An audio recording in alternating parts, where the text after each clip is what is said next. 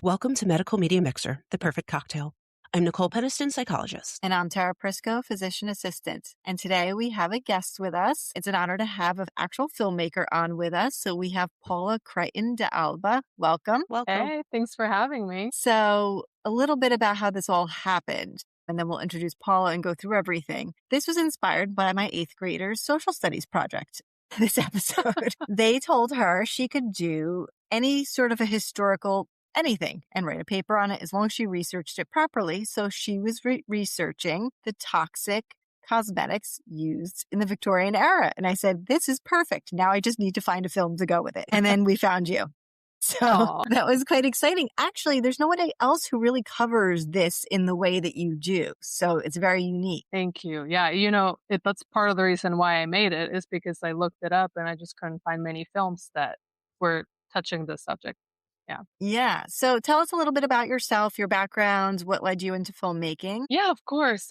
So let's see. I've always kind of been a storyteller since I was a kid, and I went through the progression of first painting when I was a kid and then photography. And then it kind of felt like I wanted to expand the medium. So I decided to go into film school. And part of it too was because when I was debating what I should do in college, I've always really loved history and find history so fascinating. So I was like, but I'm also an artist. So I'm like, if I do the film track, then I can just make films, make art, and also kind of, express my interest for history through it. So that's kind of the initial part of it all. Yeah. Okay. So I see, I looked a little bit at your website and I see you do quite a variety of things, a lot of music videos and quite a few short films. Are all your short films historically based then? Not all of them, but most of them. Okay. I will say the stuff that I write tends to be, I feel the most drawn to stories that are set in different time periods because I think it's a great way to tell stories while also having the audience being able to be open to taking in a message that if it's set in modern time, they might not necessarily do so. Something about it being in a different time period, I feel like creates a disconnect in a sense. So subconsciously, I think people absorb more information that way. Oh, That's my really, theory. I see that though. I absolutely do. They can draw those parallels when it's a little bit more separated from their real life. Yeah, I think people probably focus more too when it's something a little bit different from their day-to-day experience. So you kind of draws you in more too. Yeah, I agree. So what we'll do is let me start with the cocktail. Our friend Claude AI made it for me. It's called the English Rose. It's a dark gothic gin based. It's supposed to be a little more purple, but my activated charcoal made it a little too black. So it's 2 ounces of dry gin, half an ounce of creme de violette, half an ounce of cynar, which is an artichoke amaro, which is very herbal, 3/4 of an ounce of lemon juice, half an ounce of activated charcoal simple syrup. So I took 1 capsule of activated charcoal and mixed it with some simple syrup, 1/4 ounce of peated scotch, 1 ounce of egg white or aquafaba. I use this other brand that's a vegan brand, and then 1 ounce of chilled butterfly pea flower tea. So you're really supposed to rinse the glass with scotch, and I wasn't going to buy a whole bottle of scotch just to rinse the glass and throw it out. So I omitted that part. Sorry, Claude. But you're supposed to give it, I guess, a cloudy finish in the glass. You're supposed to take all of the ingredients and shake them without ice first for 15 seconds, and then add ice and shake again for another 15 seconds until chilled. Double strain into a rinsed coupe glass, and it's a very deep, inky blue violet, and a little extra lemon drop on the top is supposed to make it a little lighter, but I think my activated charcoal took over. But here is what it looks like with the foam on the top, and I did taste it, and it is very floral, so it perfectly fits the title. Cheers to that. All right. What a lovely little teacup she just put So in there. cute. Very All on right. theme. It is. It fits the time. So the film we're covering is The English Rose, which is a short horror. And it sounds like you independently funded this. Yes, we did a crowdfund campaign via Seed and Spark. Very nice. And I did read, I was on your IMDb at some moment. I lost that tab, but that you had won some awards even for this film, which is pretty amazing. Yeah, it did pretty good in the festival circuit. It got we won Best Horror at Pasadena International Film Festival. And then we were nominated for a bunch of things on Simi Film Festival, and we won for Best Hair Makeup at that Well, festival. I mean, that's a huge part of this, so that's definitely a Yeah. compliment. And so the stars of your film, Elizabeth May Allen plays the main character Eloise Ainsworth, and Angela, is that Lieb, plays Constance. This came out in 2024 and has been going around the festival circuit. So why don't you tell me a little bit walk us through the storyline. You can talk about anything in the film that stands out, talk about the sets, the colors, the whole thing. Give us the lowdown. Yeah, of course. So basically, I wrote this story because one, I knew about this part of history about the toxic cosmetics, and I just found it so interesting. And then I saw that there's not really much out there that explores it. So what I decided to do was to then write a story with a specific location in mind where I was hoping to shoot it, which is Heritage Square Museum here in LA. It's like an actual kind of like a village where they moved a lot of historical houses from the 1900s. And it's just like a preservation museum. It's amazing. If you guys That's ever beautiful. Yeah. have an opportunity to check it out. So I wrote it with that location in mind because I was already, I would frequent there. And so we pretty much just had like a picture ready location we shot at. It's an actual time period house from the time period. It's furnished. So then I basically just brought my apartment worth of decor and we just did it very just scrappy and very passion project very much with all my friends and such. But yeah, how the process of it was, we crowdfunded for it and it went really well. It was a 1 day shoot, if you can believe it. It was a very Wow. ambitious 1 day, but we made it work. We were super prepared ahead of time, so we just that and having just a great team just made us power through it. And then about the story itself, so I wanted to explore something that dealt with toxic cosmetics and also our relationship to it, especially as women, in the sense that there's so many societal pressures put on us to look a certain way, behave a certain way. So I wanted this main character to be kind of going through a couple layers of that, in the sense that she has been recently kind of married off in a way to this man who is a widower. And then as soon as she arrives into this room that used to be the man's previous wife, she just keeps seeing all these signs of what this woman used to be. And, the lady's maid keeps mentioning how she was so beautiful. And basically, there's a portrait of this woman just hanging on a wall, kind of just gleaming over her as kind of what she does not feel like she can achieve herself. Right. So, yeah. And in that process, she finds some cosmetics from the previous wife and decides to put them on because she's about to get her portrait taken. And in that process, she gets a sore and then she keeps covering up with more cosmetics, and she spirals into this whole of just basically intoxicating herself. Right. And yeah, that's the plot line. Yeah. So it was interesting. Nicole and I watched it together, and I feel like it definitely was very both literal and sort of like, what's the other word? Not Not literal, literal, but figurative. figurative. There you go. Yeah. Thank you. Words, they're hard because, I interpreted more in the figurative way and she was interpreting it more in the literal way, which is funny because she's the psychologist. Is that your intention, to see it both ways? Yeah, it's definitely, it kind of leaves that room for the audience to decide for themselves, especially with the ending, that it kind of leaves you like, did she kill herself using these? Did she not? You know what I mean? So I did want it to kind of be left up to interpretation of, did she just poison herself in a literal way or also in a metaphorical way by, Right. Right. putting these thoughts in her head. So it was very much on purpose that I left it that way. So I love to hear that you guys had mixed Yeah. We both had. reactions there.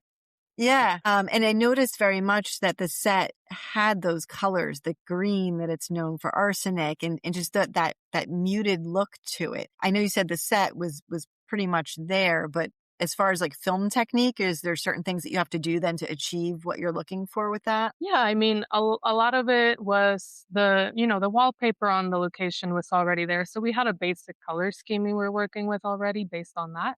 But for example, with the wardrobe, that I had control over, right? So I wanted a bold dress for her to be wearing. And originally I really wanted to get a green dress. But when you're making a period piece on a budget, it's a lot more of what you have access to. So we did not manage to get a green bold dress, but we did get a red one instead, which I thought was great because it still worked with the imagery of the blood, the sore that Yeah. happens in her face. But yeah, I wish I could have had a green one though. That's definitely something I would have loved because it's just, yeah, So good. It's The red all, is for mercury instead then. there you go.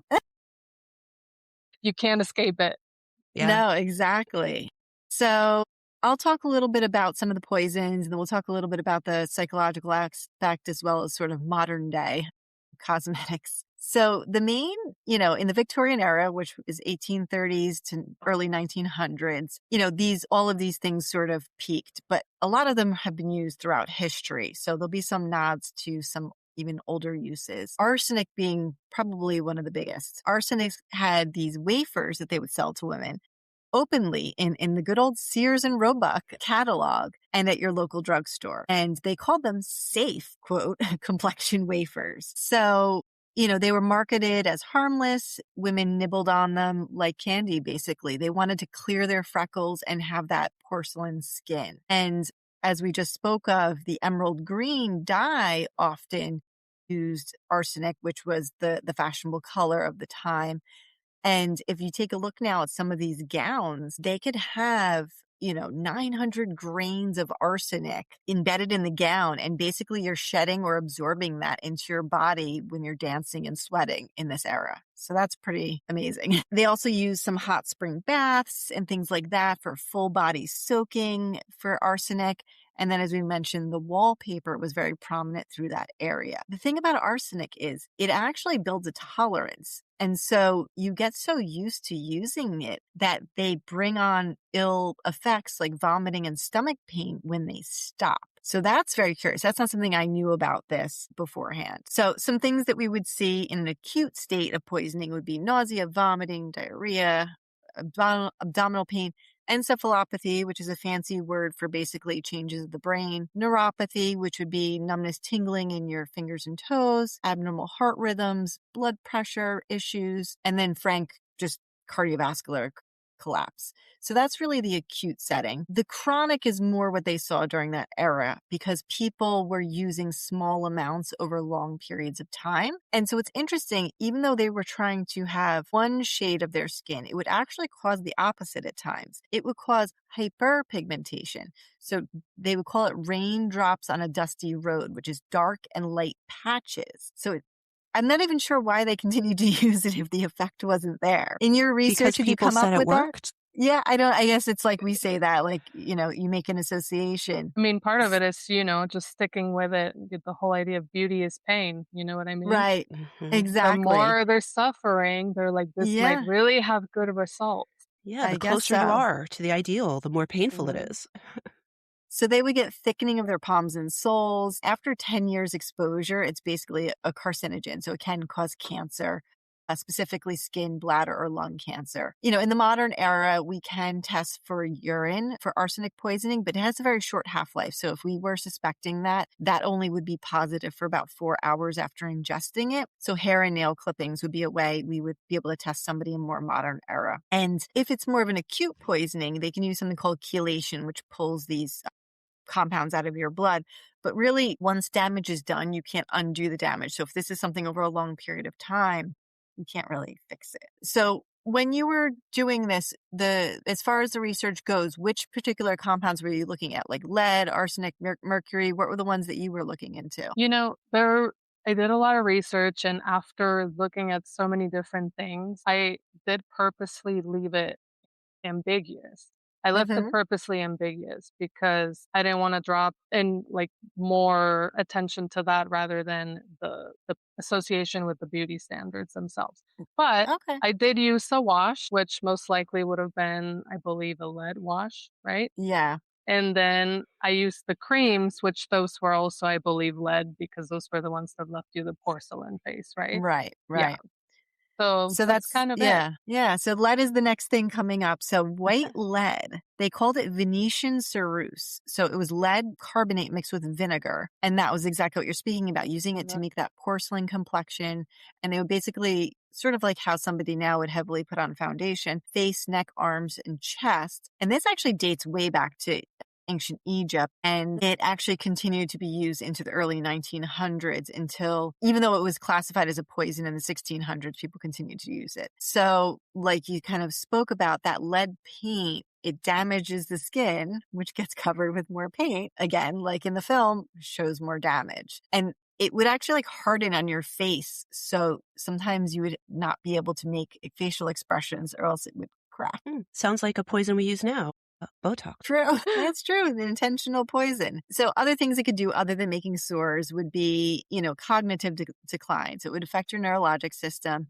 It would also cause that neuropathy, ataxia, which is difficulty walking, tremors, and then behavioral changes. Also can cause heart disease. It can cause anemia because, as we know, lead can be a cause of anemia in children. So that's the whole children with lead paint. And it could also cause kidney failure. One of the telltale signs is actually these lines that you get, these thin blue-gray deposits. So Burton's line is a thin blue-gray deposit on your gum line. And that's diagnostic. If you see that, that's lead. And they actually say Elizabeth I, you can see that in some of the paintings of her. So that's an interesting thing that she's one who was well before the Victorian era. She was in the 15 to 1600s, who was very well known for using this. Same thing, we can test it. Blood levels are pretty accurate. We still standardly test children at about a year old for lead poisoning because they're more likely to, if they live in an old home, windowsills, things like that, lead paint still exists. And you can actually see on x-ray lead because it's a heavy metal. So if somebody has significant amounts, you could actually see it on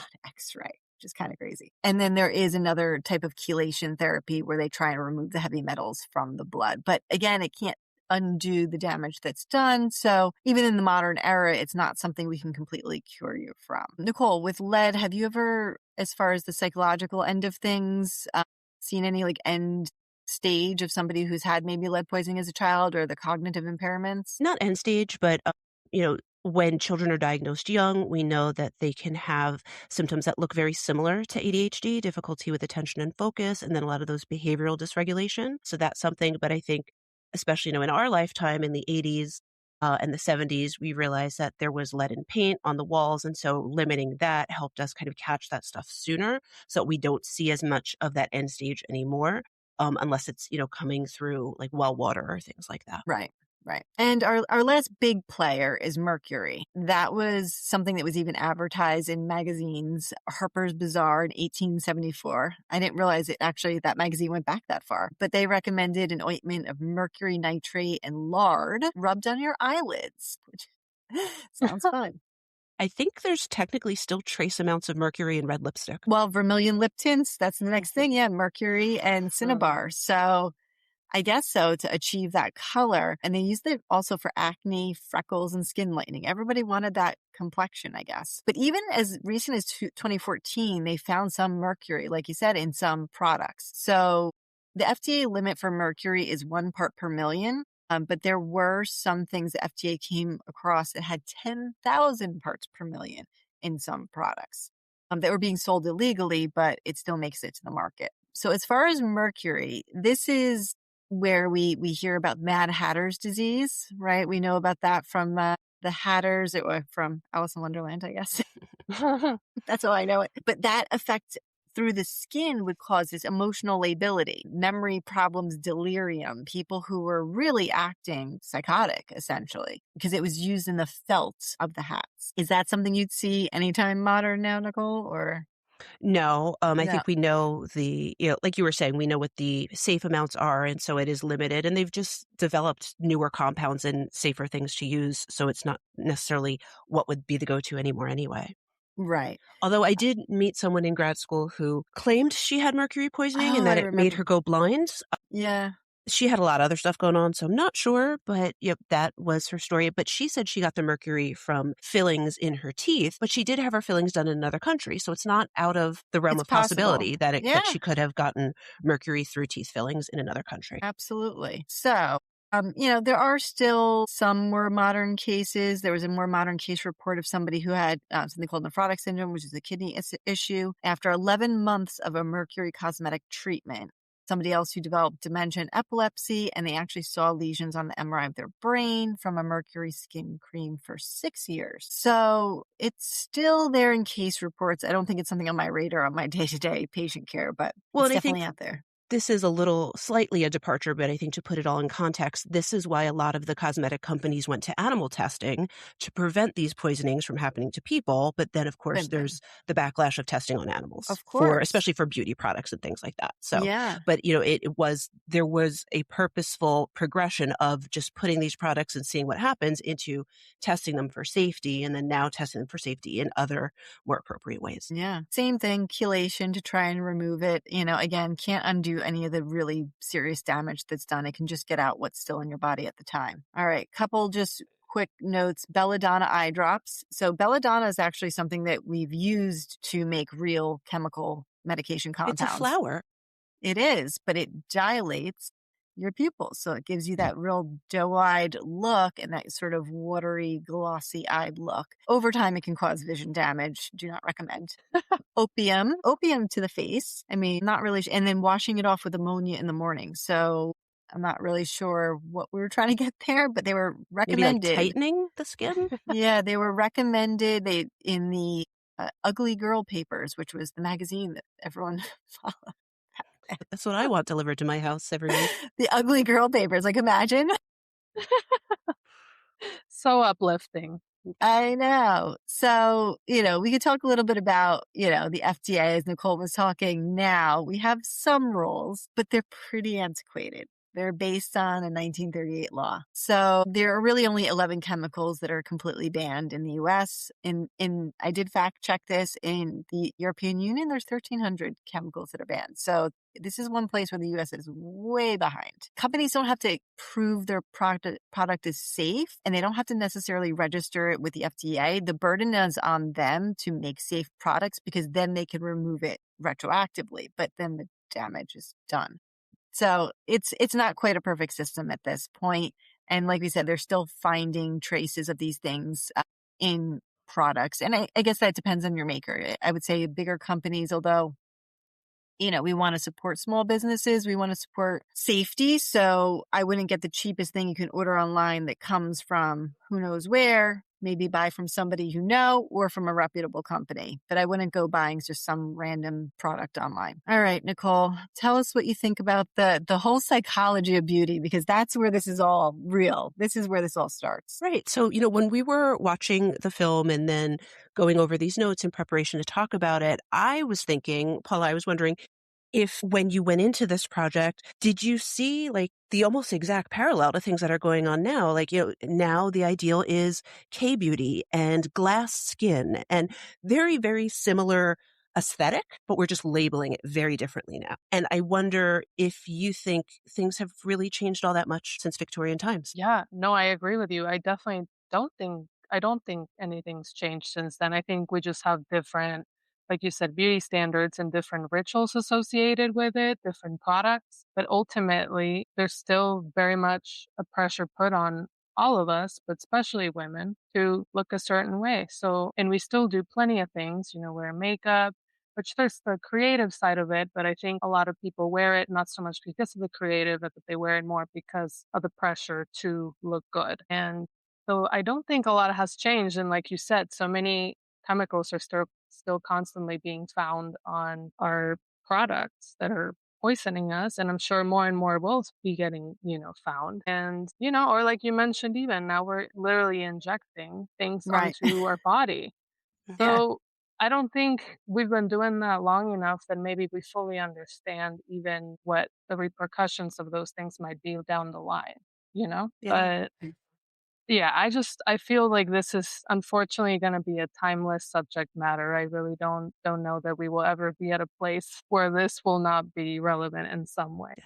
I'm also curious, I'm going off book, sorry, Tara, No, go for it. That's what it's supposed to that be. Paula, you as a Latinx woman, I'm a woman of color, I'm biracial, just wondering how much things have really changed as far as the white beauty standard versus other cultural beauty standards and how there are similarities across them. Even if, we're talking about a different cultural beauty standard, it's a lot of the same stuff. And how do you think that's impacted women in Victorian times versus women now? Yeah, And no, trans women now also, I think they live up to that same beauty standard. absolutely. I mean, I do think it affects all women, regardless of culture, because, like you said, a lot of them are kind of the same. Especially, I think nowadays that we're also connected via online and globally, I think that those beauty standards in general might be even closer to each other because of that. Because, people from all over the world are seeing everything that other people are doing. So I think there's a lot of parallel nowadays. Of course, there's the nuance between cultures, but I think a lot of the same things still apply. I think another part that came up a little bit in your film, not to the same extent, was this kind of near death, very thin look as well. And I think that's more of those fashion things, but we're dealing with the same thing now with Ozempic and, seeing these stars who are getting scary skinny. And now people Hmm. are making comments about their skinny body type. But then, if they've gained weight, now there's comments about their heavier or healthier body type. And how do you think that was looked at differently in Victorian times with things like waist cinchers and where maybe it was different ways of hiding it instead of truly physically changing your body? It's so interesting because the beauty standard as to what bodies, like women's bodies should look like, has changed so much throughout history. It's so interesting to me that pre-Victorian era, I feel like in Victorian era it kind of started changing a little bit, but how more full bodies were Mhm. what The was the most goddess aesthetic. desirable. Yeah, because it also symbolized, having access to food when there was scarcity around. So if you were more full, then that meant that you were higher class. But, I feel like as things started changing by the Victorian era, what it seems to me is that they were very much accentuating in the turn towards the Edwardian era. At the end of the Victorian era, they were accentuating so much of their waist and their hips, adding, bustles, padding, and such. As the Edwardian era starts to happen, then it starts becoming more of a simple line that is more of accentuates the natural body. And then obviously we know into the 20s that the whole look of it just changed to be a lot more boxy and free. So Right. it's interesting because I feel like as fashion also evolves, I think fashion has a lot also of input into what is expected of women's bodies to look like at certain times. But Yeah. it's interesting to see that change throughout time. Yeah, I think another thing that struck me about the film was this photo looming right above their bed of the ex-wife, former wife, deceased wife, whatever she may be. And I was like, I don't know if it's the feminist in me, but that picture would have came down right away. Like, you don't have to throw it away, but she's not going to watch over our bed while, we're doing what have you. What do you think was part of your thought process in making that such an integral part of the film? Yeah, so the reason why I wanted there to be a portrait there and that she's not taking it down is because she's so new into this environment. This character is not comfortable, and maybe this degree of wealth. She might have been someone that was from some kind of lower class that basically now has some more comfy situation when it comes to the things she has access to, but also might feel very out of place. So I wanted to, by having the photo of the previous wife still up there, it obviously shows that she's not really being tended to emotionally. They don't really necessarily care about her emotions and everything. And now she's got this thing looming over her to live up to. And I wanted to highlight also how she didn't feel like she has the authority to even be able to ask for it to be removed. Yeah. So it had a lot to do with just her sense of self worth already being a little bit in shambles and then being further, spiraling further with it with the cost, like toxic cosmetics and the photo of the woman reminding her that she can't live up to it. And that rolls nicely into my next comment about, these beauty standards were not created by women. So, Yeah. what impact do you think that had on your main character in that she has all of these things that she has to live up to, and maybe they're not a single thing that she wants? Yeah. No, I definitely think blank for a second. That's okay. But yeah, I definitely think she has a lot to live up to and a lot of work to do. And yeah, all these pressures are being put by external sources, and she's just one of the many victims who have internalized it to a degree that they feel powerless that way. And I feel like as women, we feel so much that way. It takes so much to try and stay out of that in general.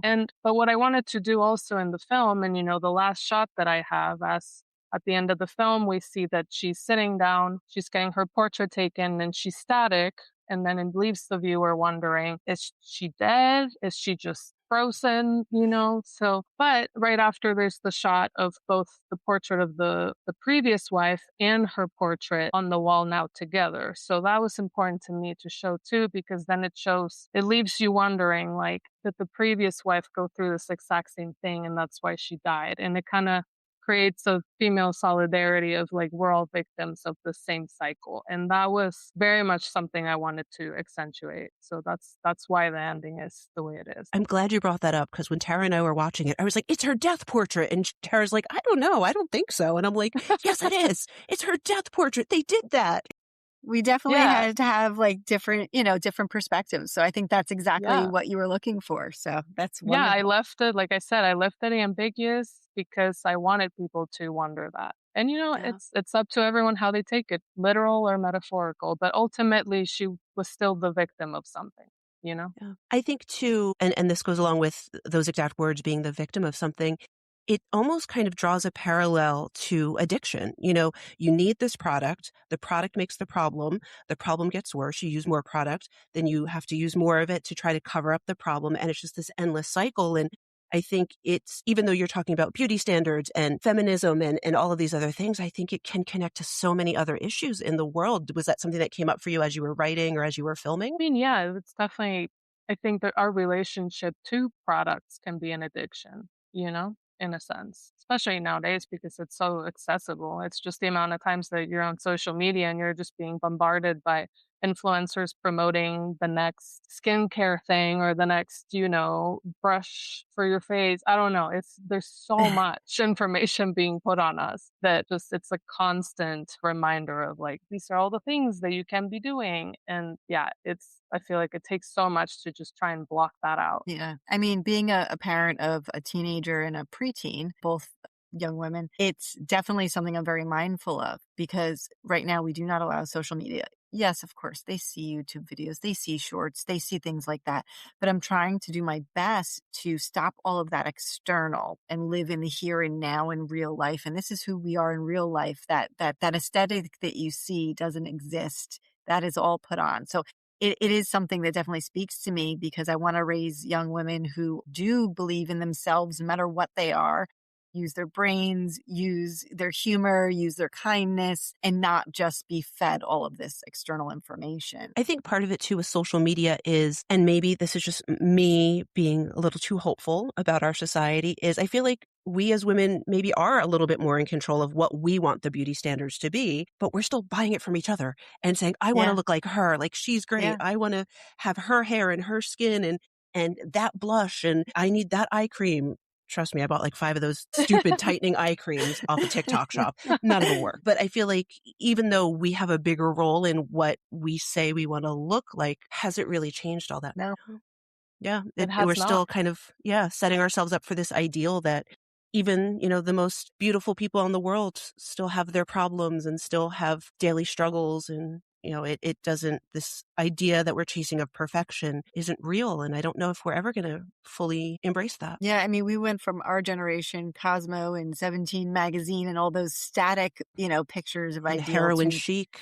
Yes. right to now it's literally every time you pick up this little computer in your hand, it's at your face showing you. So it was a little different then. You could at least close that and walk away. Now it's everywhere. Well, psychologically, I blame Zoom because I've never had to look at myself this much since having to Oh, use Zoom.